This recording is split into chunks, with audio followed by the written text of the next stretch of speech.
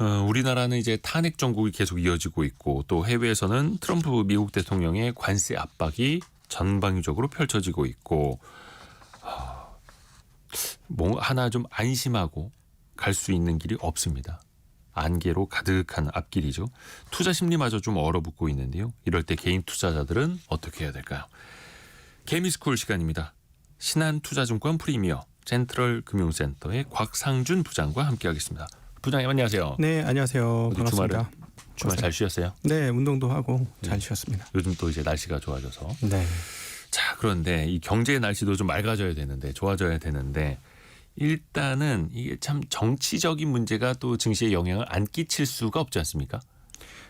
보통 일반적으로 이제 국내나 로컬 규모에서의 정치적 문제는 영향을 그렇게 많이 안 미치는데 지금의 정치와 외교는 국제적으로 좀 움직이고 교역을 건드리고 있어서 다른 어느 때보다 정치와 외교가 경제에 많은 영향 그리고 주식시장에도 많은 영향을 미치고 있습니다.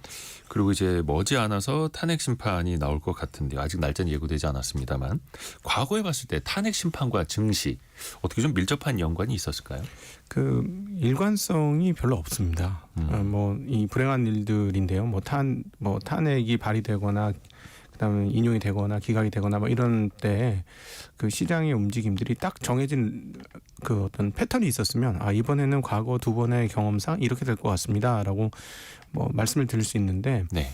이게 좀 그때그때 좀 달랐어요. 그래서 탄핵과 관련해서 시장이 어떻게 움직인다, 뭐 기각이 되든 인용이 되든 어떻게 움직인다 이렇게 딱 정해진 룰이 없고요. 네. 한국은 도대체 왜 그럴까? 이렇게 일반인들이 봤을 때 이렇게 큰 이슈인데 그 이슈면 정말 나라의 운명이 좌지우지 되지 않겠는가 뭐 이런 생각이 일반인들 입장에서는 드실 수도 있는데요. 네. 한국 같은 경우는 아시다시피 수출 비중이 굉장히 높은 나라입니다. 그러니까 내수도 중요하긴 한 나라입니다만 타 국가에 비해서 수출의 영향이 워낙 커서 오히려 내국의 국내적인 상황들보다는 국제적인 상황들이 어떻게 돌아가는지에 따라서 영향을 훨씬 많이 받는 경향을 가지고 있는 게 한국 주식시장의 특징이다라고 볼 수 있겠습니다. 내부 정치적 문제도 중요하지만 결국 경제는 수출. 네. 해외 사정을 더 민감하게 또 반영을 할 수밖에 없는 거고요. 근데 그 가장 큰 불확실성이 트럼프 대통령의 이제 관세 정책 아닙니까? 네. 그래서 뭐 밤사이에 아침에 일어나자마자 보는 게 요즘에 이제 트럼프가 또 어떤 말을 했을까? 근데 이것도 손바닥 뒤집듯이 계속 바뀝니다. 예. 부과한다, 유예한다, 보류한다, 다시 앞당긴다, 또 미룬다. 이 어느 장단에 어떻게 춤을 춰야 되는 겁니까? 이 투자하시는 분들은 지난주에 나왔었던 여러 가지 얘기들 그리고 네. 계속 호떡 뒤집듯이 계속 뒤집히지 않습니까? 네. 근데 여기에서 이제 중요한 포인트를 몇 가지 포착을 하셔야 되는데 지금 지난주에 나왔던 뉴스와 언급들 중에서 눈에 띄는 게 트럼프가 뭔가 진심인가? 뭐 이런 느낌이 발견되는 곳이 몇 군데 있었어요. 네. 제 눈에 가장 눈에 띄었던 것은 가장 중요한 역할을 담당하고 있는 스캇 베센트라는 재무부 장관이 있지 않습니까? 네.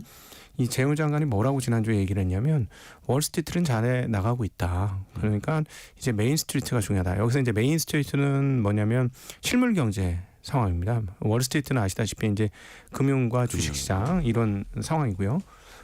이 얘기는 굉장히 충격적인 얘기였어요. 왜냐하면 베센트가 어디서 성장했냐? 이 금융시장에서 성장한 인물이거든요. 네. 근데 그런 것들을 감안해 볼 때, 금융시장에서 성장한 사람들이 금융시장은 잘하고 있으니까 일단 1순위가 아니야. 이런 톤으로 다 얘기를 했거든요. 네. 우리나라에서 중요한 건 메인스트리트가 정말 중요해. 뭐 제조업이라든가 국내 경제 경기가 중요해. 뭐 이런 얘기를 합니다. 네. 그렇다면은 여러 가지 방침이 국내 경기 활성화를 위해서 더 작동되는 거 아닐까 하는 의문을 가지게 되거든요. 요거를 이렇게 생각해 보면 트럼프가 이제 관세 정책이나 이것도 처음에는 우리가 어떻게 생각했냐면 부동산 거래하듯이 트럼프의 첫 번째 저작이라고 할 수 있죠. 거래 기술이라는 책을 보면 네. 부동산 거래할 때 상당히 먼저 이렇게 첫 진입할 때 뭐라 그럴까 좀 큰 소리를 많이 쳐요. 큰 소리를 많이 치고 나는 대단한 사람이야. 나하고 거래를 해야 돼. 뭐 이런 식으로 하면서 뭐 상대방에게 압력을 가하죠. 뭐 겁박까지는 아니더라도 압력을 가하면서 자기한테 유리한 피해가 오게 만들어서 거래를 하는 그런 성향이 있습니다. 그래서 우리는 당연히 뭐 관세도 그럴 거야. 레토릭일 거야. 수사일 거야. 강력한 수사를 통해서 일종의 겁박을 하고 그다음에 협상의 빌미를 찾아서 협상하게 될 거야 라고 생각했던 게 네.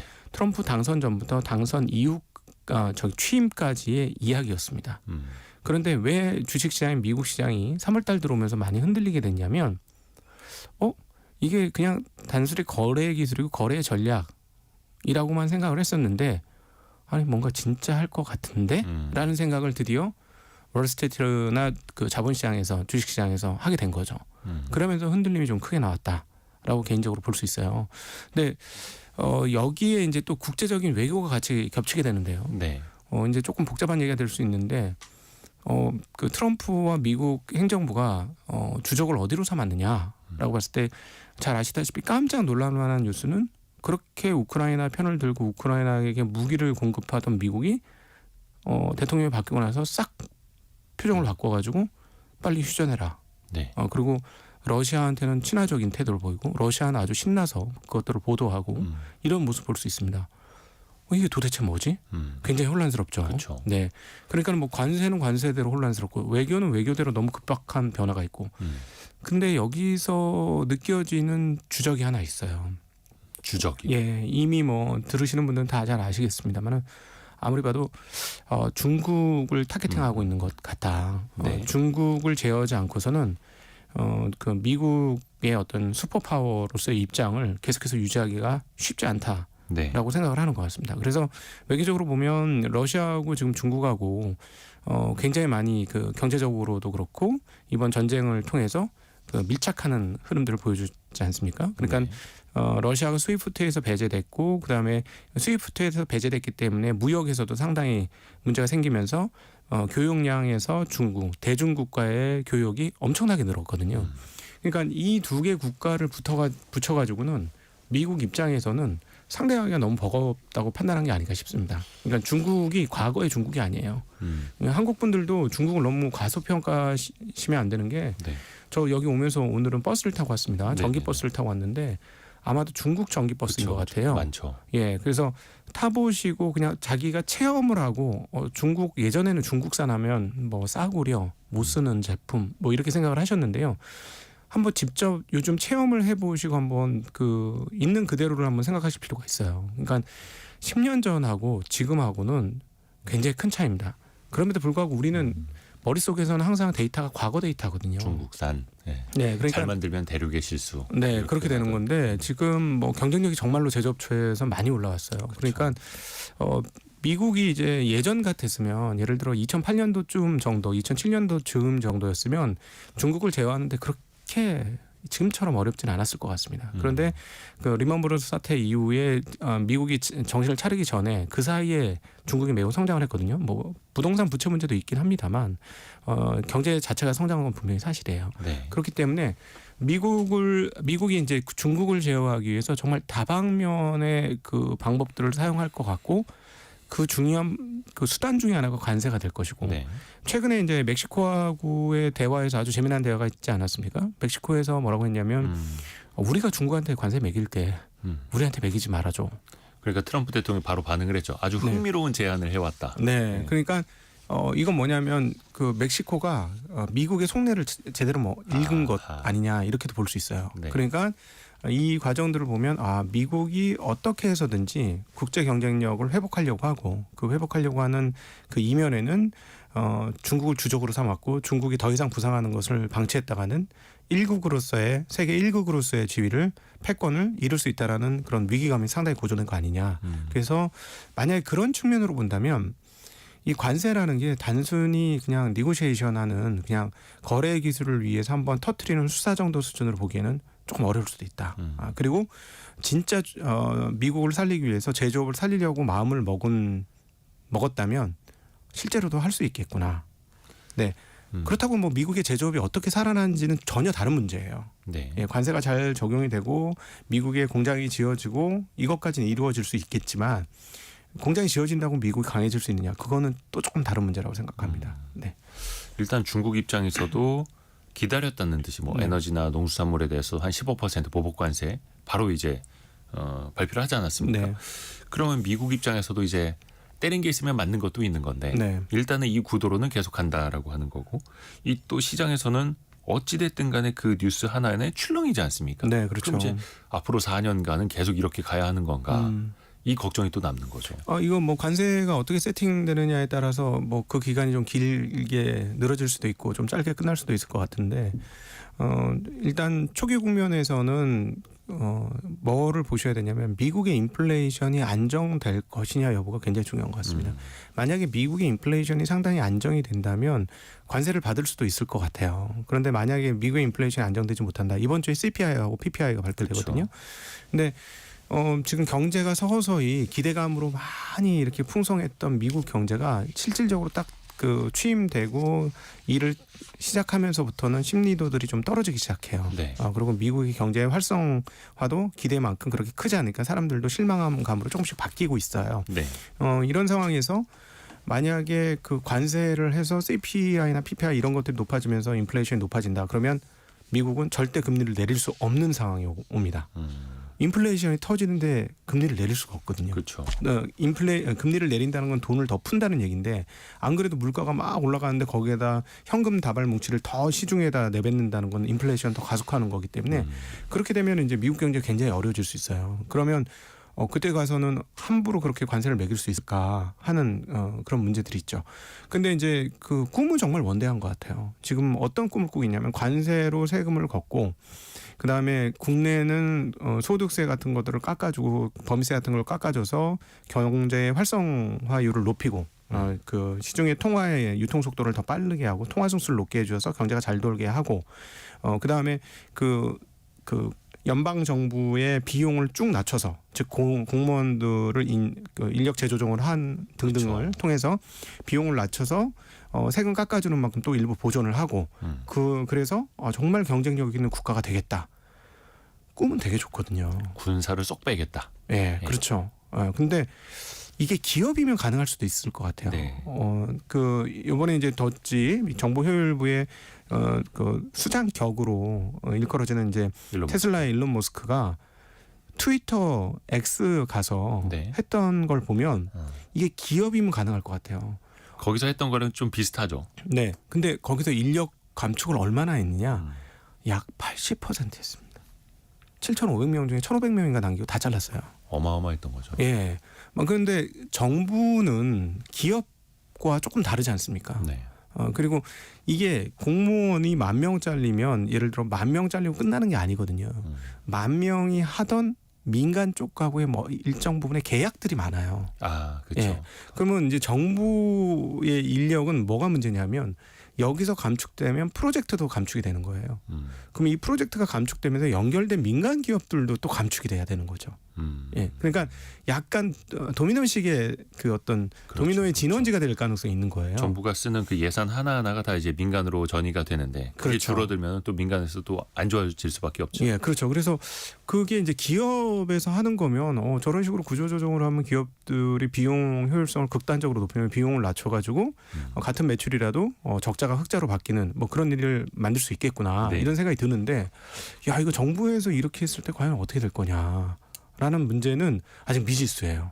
그래서 지금 엄청나게 원대한 꿈을 꾸고 그 일들을 진행을 하고 있는데 이게 정말로 잘 자리를 잡을 수 있을지 이건 좀 지켜봐야 될 것 같습니다. 그러니까 우리가 왜 군사를 빼기 위해서 다이어트하고 운동할 때 조금 체력이 좀 소진될 수도 있지 않습니까? 네. 많이 안 먹으면. 네. 약간 그런 것처럼 이 정부에서도 미국 정부가 군사를 빼는 초기에는 좀 힘이 좀 떨어질 수도 있고 그게 경제 지표로 좀 나타날 수도 있는 거죠. 네, 그렇죠. 다이어트 할 때 약간 어지럽듯이. 예, 이번에 이제 미국 시장이 한 그 나스닥 기준으로 고점 대비 한 10%, 그 연초 대비 한 6% 정도 하락을 했는데 이 하락을 하게 된 결정적인 지표 하나를 한번 찾아보자면 뭐가 있었냐면 이제 이번 주에도 발표가 됩니다. 매월 그 11개 좀 넘어서 발표되는 지수인데요. 네.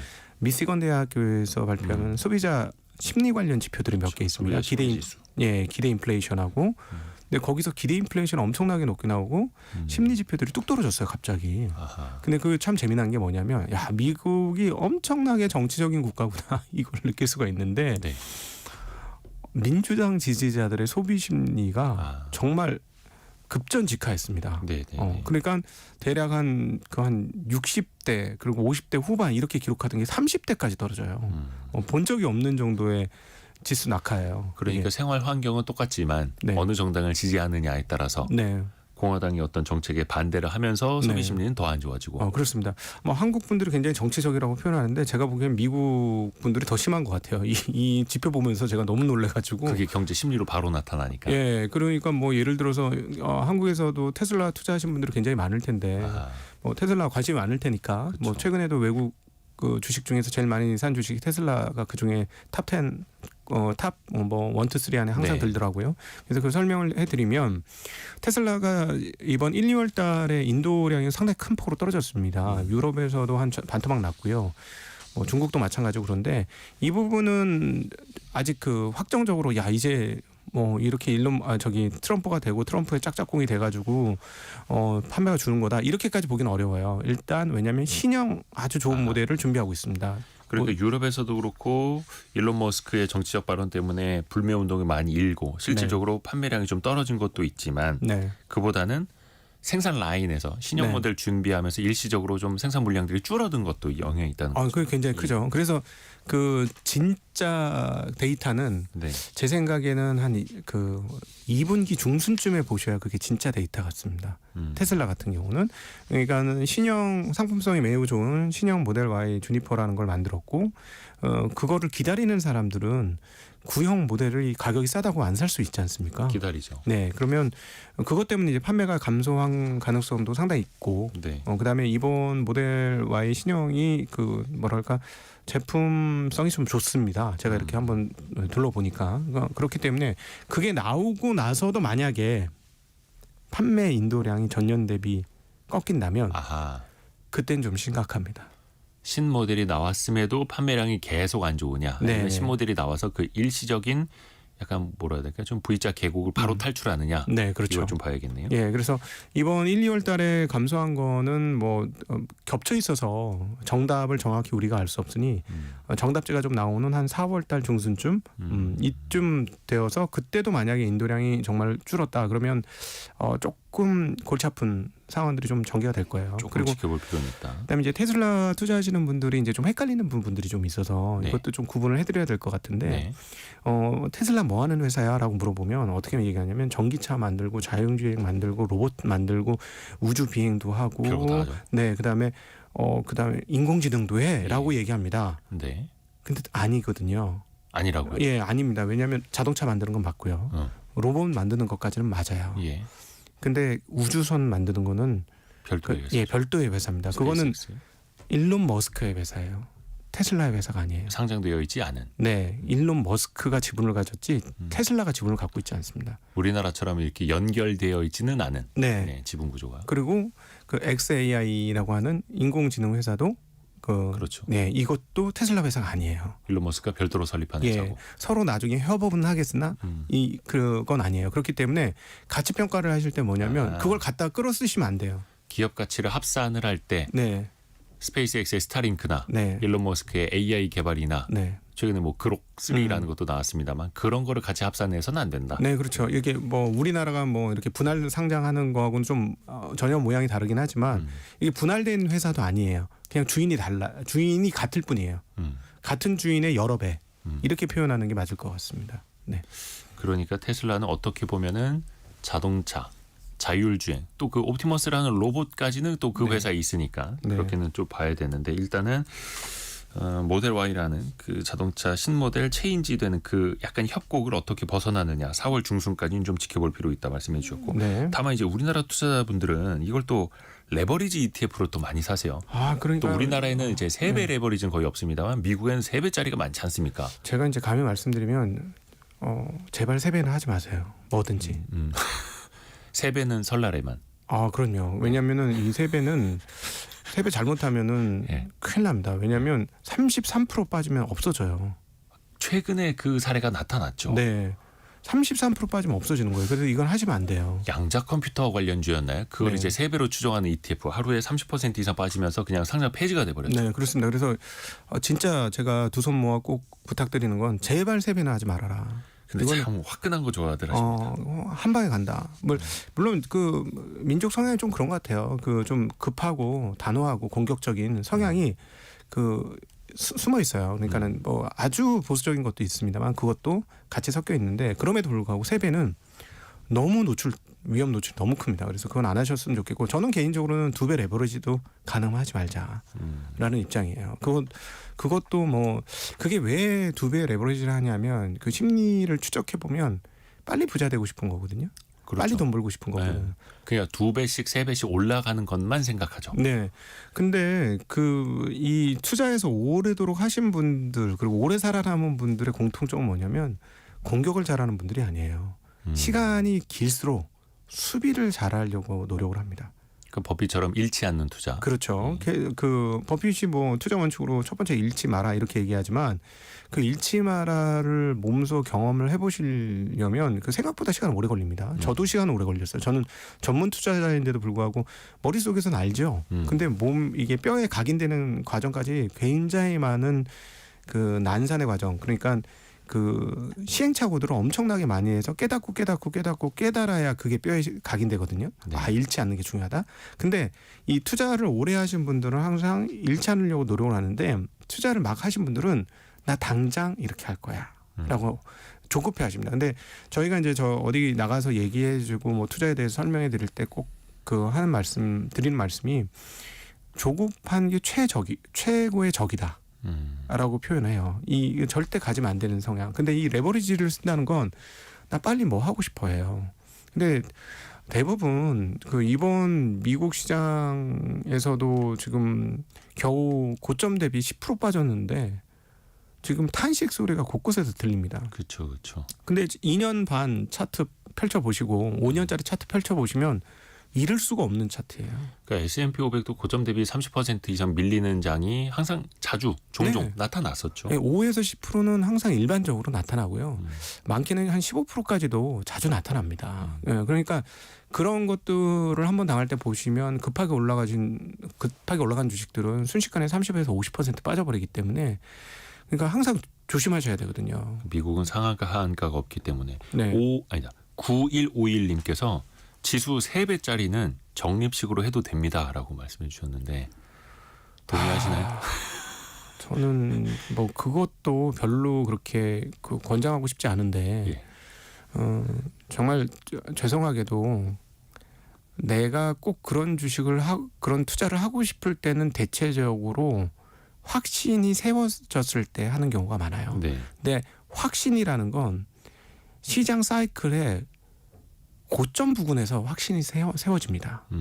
그거는 어디서 느낄 수 있냐면 작년도 11월까지만 해도 우리나라에서 그동안 꾸준히 미국 시장을 빠져나간 돈이 한 140조 내외 뭐 이렇게 얘기했는데 연말까지 한 달 동안에 훨씬 더 많은 돈이 빠져나갔어요. 네. 그러니까 무슨 말이냐면 뒤쪽으로 할수록 미국 시장이 계속 꾸준히 좋았었거든요. 그러니까 사람들이 더 확신을 가지고 더 많은 돈을 투자합니다. 그렇죠. 되네. 미국이네. 그럼요. 그거 뭐 일례로 뭐 재작년에 한국 2차 전지 그것도 그랬어요. 그것도 아주 뜨거울 때 사람들이 돈을 확신을 가지고 넣습니다. 그 왜냐하면 처음에는 의심해요. 올라가는 과정에 설마 하다가 맞는가비요? 이러다가 확실하네. 이러면서 이제 들어가거든요. 그러니까 이미 상승이 상당폭 진행이 된 거예요. 제가 하나 그럼 예언적으로 하나 말씀드려 볼까요? 지금 예언적. 한국 분들이 아무도 별로 관심 없는 중국 주식이 있어요. 아, 네. 중국 주식 여기서 한 50% 더 올라오면 사람들이 그때부터 열광하기 시작할 겁니다. 근데 지금 이미 홍콩 항생테크는 50%도 넘게 올랐어요. 50% 정도 올랐어요. 거의. 올해 들어서. 그리고 개별 종목인 알리바바 같은 건 100% 올랐습니다. 근데 아직도 관심 없거든요. 근데 이게 여기서 한 50% 100% 더 오르면 그때서야 사람들이 이거 맞는가요? 이렇게 됩니다. 왜냐하면 우리가 중국 시장이 지금 홍콩 항생테크 기준으로 거기에 한국 사람들이 제일 투자하는 종목이 많았던 지수니까 네. 그게 막 30%씩 오르는 과정에서 의심에 가득 차 있거든요. 얘는 안 돼. 근데 이렇게 막 50% 가까이 올라도 30% 넘게 올라도 확신이 아직 안 생깁니다. 근데 언제 확신이 생기냐? 50% 70% 올라가면 네. 맞네. 그래 이제는 해도 되겠어.